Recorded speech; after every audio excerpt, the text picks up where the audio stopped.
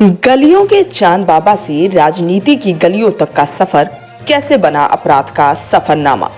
अतीक की जिंदगी से जुड़े कुछ खास पहलू और अतीक की जिंदगी की पूरी कहानी लेकर हाजिर है हमारा चैनल इंडियन टीवी 24।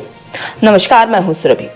रातों रात अमीर बनने का चस्का अतीक के पिता और अतीक को किसी भी हद तक ले जाने वाला था। 17 साल की उम्र में अतीक पर हत्या का उस पर आरोप लगा।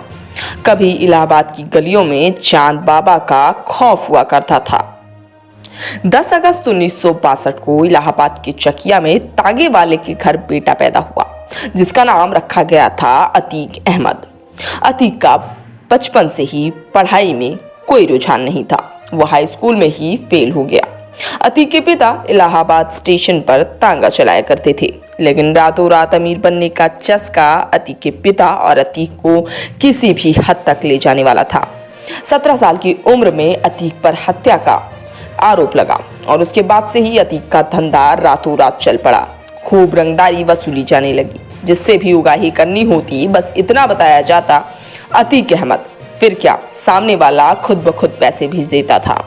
17 साल की उम्र में जवानी की दहलीज पर कदम रखते ही अतीक अहमद के खिलाफ पहला मुकदमा दर्ज हुआ, और वो भी हत्या का।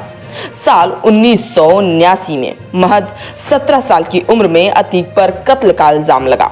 इसके बाद जुर्म जैसे अतीक का शक्ल बन गया। इसके बाद अतीक ने कभी भी पीछे मुड़कर नहीं देखा। पढ़ाई के पन्ने तो कोरे थे, लेकिन साल दर साल उसके जुर्म की किताब बढ़ती जा रही थी। अतीक आखिर कैसे बना अपराधी? साथियों, कभी इलाहाबाद की गलियों में चांद बाबा का खौफ हुआ करता था, जिसके सामने जाने से पुलिस भी कांपती थी। तब अतीक की उम्र यही करीब 20 से 22 साल हुआ करती थी। पुलिस चांद बाबा के खौफ को खत्म करना चाहती थी, इसलिए अतीक को सियासी और पुलिसिया दोनों का शय मिला।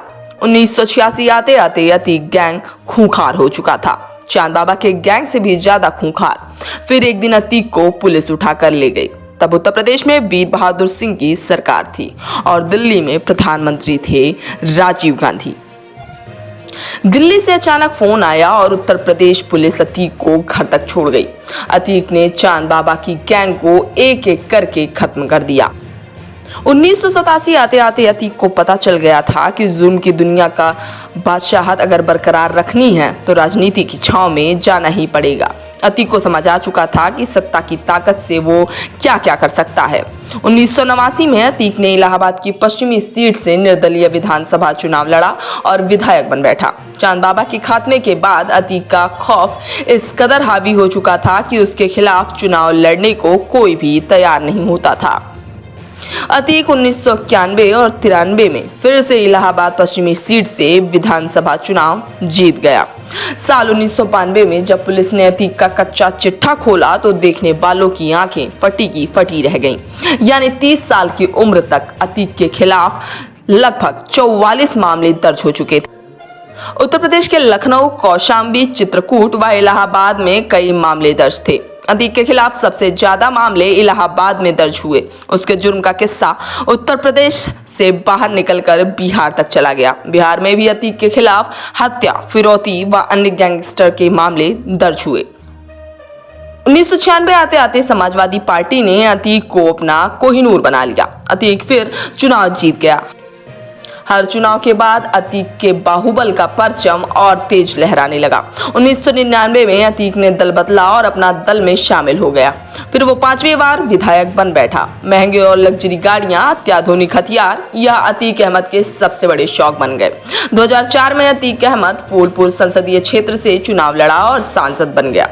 फिर अपनी विधानसभा सीट इलाहाबाद की पश्चिम सीट से उसने अपने भाई को चुनाव मैदान में उतारा, लेकिन उसका भाई चुनाव नहीं जीत पाया।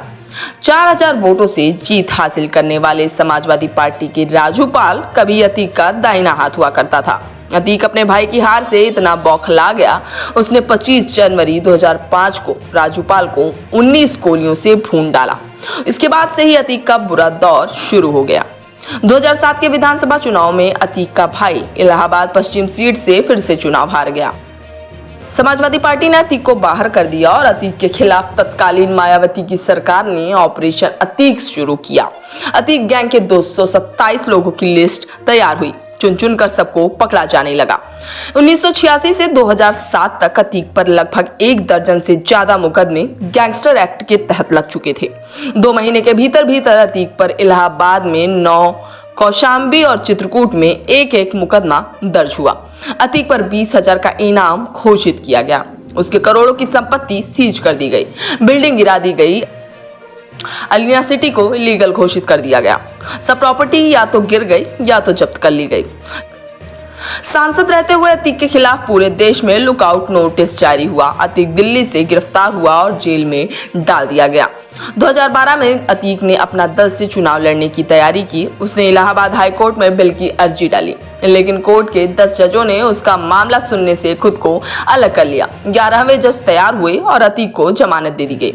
अतीक इलाहाबाद की पश्चिमी सीट से पूजा पाल के खिलाफ फिर से मैदान में उतरा, लेकिन हार गया। 2016 में अतीक अहमद को कानपुर कैंट से उम्मीदवार के रूप में उतारा गया तो खुशी के मारे 500 लग्जरी गाड़ियों के काफिले के साथ अतीक कानपुर पहुंच गया। वो खुद 8 करोड़ की हमर गाड़ी में सवार था। 14 दिसंबर 2016 को अतीक और उसकी गैंग के गुंडों पर इलाहाबाद के कॉलेज में तोड़फोड़ और मारपीट का मामला दर्ज हुआ। कहते हैं ना कि पाप की कहानी का अंत एक ना एक दिन जरूर आता है। 2017 में योगी सरकार आई और उसने बैक टू बैक अतीक की सभी पुरानी फाइलों को खुलवाना शुरू कर दिया और अतीक के खिलाफ कई मामलों की जांच सीबीआई को दे दी गई और अतीक के लंका की बर्बादी योगी ने अपने हाथ से लिख डाली। 2017 में इलाहाबाद हाई कोर्ट ने अतीक की जमानत याचिका रद्द कर दी और तब से अतीक के लिए काला दौर प्रारंभ हो गया। तब से अतीक जेल में बंद है और उसकी संपत्तियां खाक में मिल गई। अभी हाल ही में अतीक गैंग ने गुर्गोने गवाह उमेश पाल की हत्या कर दी गई, जिसके बाद से यूपी पुलिस ने एक के बाद एक गुर्गे का एनकाउंटर करना प्रारंभ कर दिया। उमेश पाल हत्याकांड में शामिल 2 शूटर्स को योगी पुलिस ने ढेर कर दिया है, वहीं अन्य की तलाश जारी, जिन पर 2.5 लाख का इनाम भी रखा गया है। बताया जा रहा है कि इस हत्या में अतीक का बेटा भी शामिल था। तो ये थी अतीक की पूरी जीवन कहानी। यदि ये स्टोरी आपको पसंद आई हो तो चैनल को लाइक, सब्सक्राइब और शेयर करना ना भूलें। धन्यवाद।